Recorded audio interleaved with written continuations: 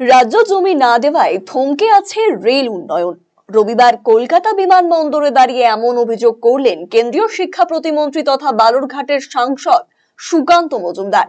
রাজ্যে প্রয়োজনীয় জমি না দেওয়ায় রেলের প্রায় 64টি প্রকল্প আটকে রয়েছে।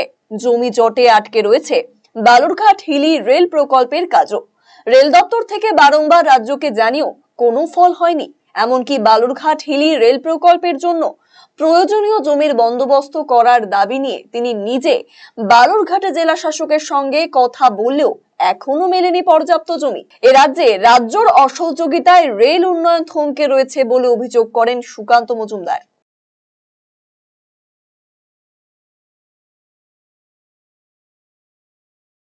একদম আমরা দেখেছি তো, আমি নিজে ভুক্তভোগী। রেলমন্ত্রী তার প্রেস কনফারেন্সে বলেছে বালুরঘাট হিলি রেল প্রকল্পের কথা। সরকার টাকা দিচ্ছে, কেন্দ্র সরকার টাকা দিচ্ছে, 1 টাকাও রাজ্য সরকারের লাগবে না, তবুও সেই প্রকল্প 20 বাউ জলে ডুবে আছে।